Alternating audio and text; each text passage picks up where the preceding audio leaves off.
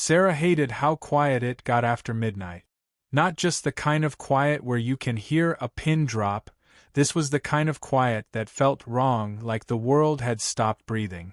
It was her second month working the graveyard shift at the 24-hour gas station on Route 6, and already she had memorized the soundscape. The buzzing of the overhead fluorescents, one of which flickered like it was fighting for its life. The constant hum of the beer cooler in the back. The metallic tick of the clock above the counter. When she first started, the silence had felt almost peaceful. Now it just felt like being buried alive. Her life had shrunk to this box of bright lights and glass windows. She used to dream about getting out of her small town, moving to Chicago or maybe New York. But then tuition got too expensive, her parents got tired of bailing her out, and here she was, back where she started. Still, she kept busy. Sarah had her routine. She wiped down the counter until it gleamed, straightened the candy bars, refilled the coffee machine.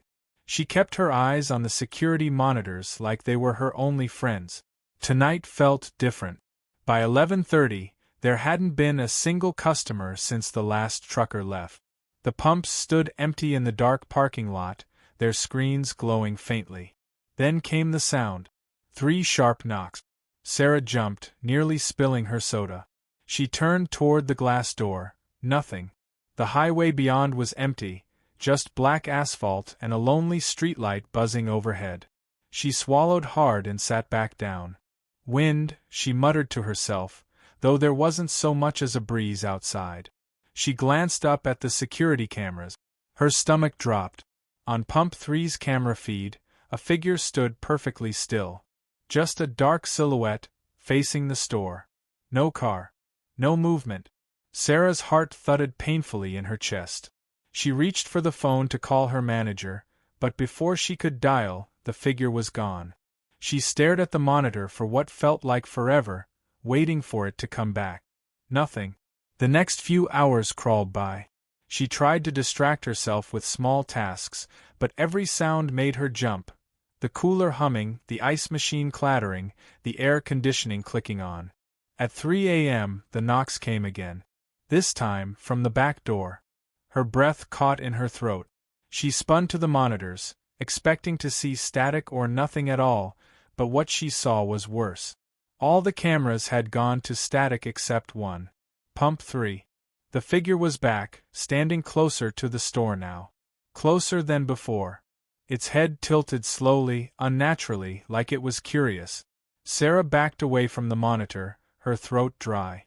The back door rattled. Then the knocking started again, louder this time. Sarah grabbed the baseball bat kept behind the counter, her hands slick with sweat. She couldn't bring herself to look back at the monitor. Something was out there, and it wanted in. Raymond had worked nights at the old community hospital for 15 years. He loved the job, or at least he used to. There was a strange peace to cleaning a place where people had gone home, the halls empty, the only sound the squeak of his mop and the distant hiss of a vent. But lately something was different. It began with the smell. A faint burning scent like melted plastic that would come and go at random times. He checked every outlet, every trash bin, every maintenance closet, but never found the source. Then came the footsteps.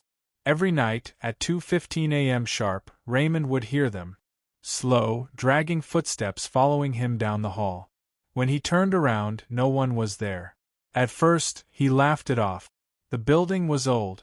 The pipes groaned, the AC ducts rattled, and at night every sound echoed too loud. But then Thursday happened. He was mopping the east wing, where the fluorescent lights buzzed a little louder than the rest of the building. The floor was wet and shining when he heard the footsteps behind him again, closer this time. He spun around, heart thudding. There, on the floor, was a trail of footprints. Bare, wet footprints. And they were moving toward him. Raymond froze. The footprints stopped just a few feet away, as though the person had stopped and was watching him. Then, right before his eyes, they faded, one by one, until the floor was clean again. Raymond stumbled backward, dropping his mop. His breath came fast, harsh. For the first time in years, he clocked out early. But the next night, he made himself stay. He needed to know if it was real. At 2:10, he was already in the hallway, mop in hand, waiting. 2:13. 2:14. The air felt heavier somehow, like the entire building was holding its breath. At 2:15, the hallway lights flickered once, twice, and then the shadow appeared. It stretched along the far wall, impossibly long and thin. Its head brushed the ceiling, its arms too long for its body. And then it turned. Raymond saw the shape of a face in the shadow, hollow eyes, a too wide grin. He stumbled back, the mop clattering to the floor. The shadow tilted its head at him. And then it moved. It slid across the wall toward him, fast, faster than anything had a right to move. Raymond bolted, running down the hall, his breath coming in panicked gasps. But the shadow's shape followed him, stretching along the walls, turning corners before he even reached them. He didn't stop running until he reached the supply closet and slammed the door shut behind him. The closet was pitch black. He pressed his ear to the door. Silence. Then, 3 slow knocks. From the other side. Miguel had been doing double shifts for nearly 2 weeks. The old manufacturing plant was a relic from the town's past, a sprawling building of rusted steel beams and broken windows that sat like a sleeping giant on the edge of town. 5 years abandoned, 5 years empty. At least, that's what the company claimed. Miguel never minded the night shifts before. The quiet was easy money. The security booth was heated, and all he had to do was watch the monitors, patrol every couple of hours, and make sure no one broke in. But tonight, something was wrong. It started with a sound, a deep, metallic clang that echoed through the empty building. Miguel leaned toward the monitors, frowning. Camera 4 showed something that made his skin crawl.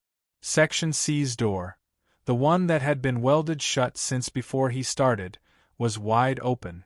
Miguel grabbed his flashlight, the beam cutting a pale circle in the dusty air as he made his way through the endless corridors. The deeper he went, the colder the air became. When he reached Section C, he froze. There were handprints on the inside of the door. Not dusty, not faded, fresh. The metal was damp, streaked as though someone had been pounding on it with wet hands, desperate to get out. Something shuffled in the darkness of the room beyond. Miguel's breath caught. He raised the flashlight, its beam slicing through the blackness, and saw them. Figures. Pale, human-shaped, but wrong. They stood unnaturally still, their skin paper-white, their faces blurred as if smeared by an unseen hand. One of them tilted its head toward him, and even though its face was featureless, Miguel felt its smile. Then they started to move. Slowly at first, then faster, their jerky limbs propelling them forward like broken marionette. Miguel stumbled backward, nearly dropping the flashlight before turning and running. His boots pounded against the concrete floor as he sprinted back toward the booth. He slammed the door shut and locked it, his chest heaving. The monitors flickered, the static buzzing in his ears. One by one, the cameras came back online, but what they showed made Miguel's blood run cold. Every feed, every angle of the building was filled with those pale figures. Dozens of them, all standing perfectly still, staring directly into the cameras. Then the screens began to go black. 1, 2, 3. Until only one monitor was left. It showed the booth Miguel was sitting in, the camera feed from just outside.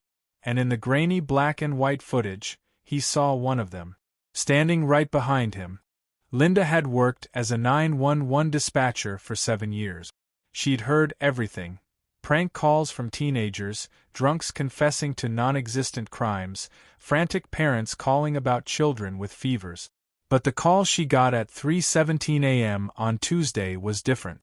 The man's voice was low, urgent, barely more than a whisper. "They're here. They're at my door. Please, don't hang up." Linda straightened in her chair. "Sir, I need your name and address. Are you in immediate danger?" "They're here," the voice repeated. "They're at my door." Knocking echoed through the phone, slow, deliberate knocks that seemed to shake the line. Linda's stomach twisted.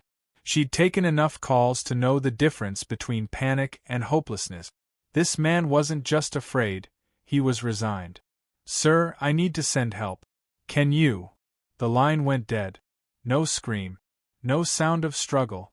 Just silence. Linda sat frozen, staring at the blinking red light on the phone. When her shift ended at 6 a.m., she couldn't shake it. Before going home, she decided to look up the call's address. When she found it, her breath caught in her throat. It was the same abandoned manufacturing plant where Miguel had worked. But according to the report, no one had been there for years. No trace of a man was ever found. Linda didn't sleep that day. And when she came back for her next shift, she couldn't shake the feeling that someone, or something, was watching her through the glass partition of the dispatch room.